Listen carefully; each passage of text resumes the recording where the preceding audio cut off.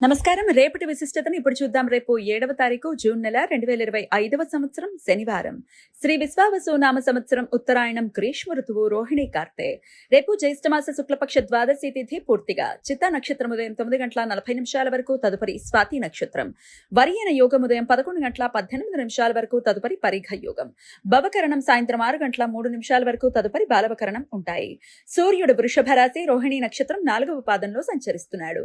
చంద్రుడు తులారాశి సంచరిస్తాడు. నక్షత్ర వర్జం మధ్యాహ్నం 3:58 నుండి సాయంత్రం 5:46 వరకు, అమృతకాలం రాత్రి 2:47 నుండి 4:35 వరకు. హైదరాబాద్ ప్రాంతం వారికి రేపు సూర్యోదయం ఉదయం 5:41 సూర్యాస్తమయం సాయంత్రం 6:49 చంద్రోదయం మధ్యాహ్నం 3:34 చంద్రాస్తమయం రాత్రి 3:10 అభిజిత్ ముహూర్తం పగలు 11:49 నుండి మధ్యాహ్నం 12:41 వరకు. దుర్ముహూర్తం ఉదయం 5:41 నుండి 7:26 వరకు.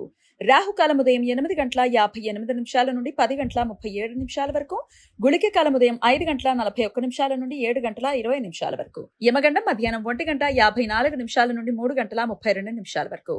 ద్వాదశి హరివాసరం పగలు 11:25 వరకు ఉన్నందువలన ఈరోజు ఉపవాసం ఉన్నవారికి పారణ సమయం రేపు మధ్యాహ్నం 1:34 నుండి సాయంత్రం 4:12 వరకు ఉంటుంది.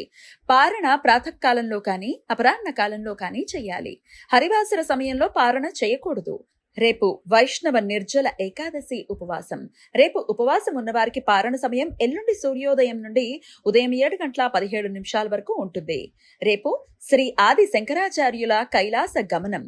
జగద్గురువులు శ్రీ శంకర భగవత్పాదుల వారు మోక్షం పొంది కైలాసం చేరుకున్న రోజు అని భక్తుల నమ్మకం.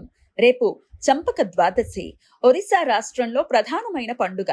పూరీ జగన్నాథ స్వామి ఆలయంలో విశేష ఉత్సవాలు వైభవంగా జరుగుతాయి. ముఖ్యంగా ఉత్కళ బ్రాహ్మణులకు ఈ పండుగ చాలా విశిష్టమైనది. రేపు రామలక్ష్మణ ద్వాదశి.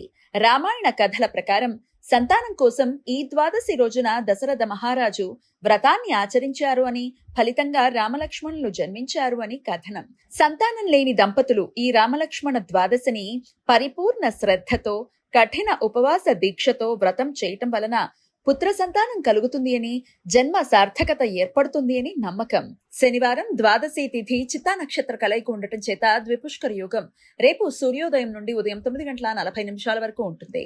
ఈ యోగ సమయంలో చేసే ప్రతి పని జీవితంలో మరలా 2 పర్యాయాలు చేయాల్సిన సందర్భాలు ఏర్పడతాయి.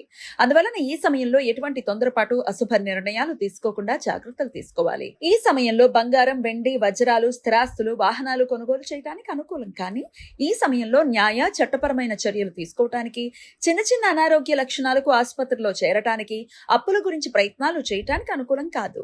శనివారం స్వాతి నక్షత్ర కలయిక ఉండటం వలన సర్వార్థ సిద్ధి యోగం రేపు ఉదయం 9:40 నుండి ఎల్లుండి సూర్యోదయం వరకు ఉంటుంది. ఈ సమయంలో నూతన వ్యాపార ప్రయత్నాలు చేయడానికి, కొత్త పనులు మొదలు పెట్టడానికి అనుకూలం. ఈ సమాచారాన్ని మనకు అందించిన వారు మేడికొండూరు విశ్వనాథ్ ప్రసాద్ గారు. ఆయనకు కృతజ్ఞతలు తెలియజేస్తూ నారాయణ స్మరణతో సమస్త సన్మంగళాని భవంతు. నమస్కారం.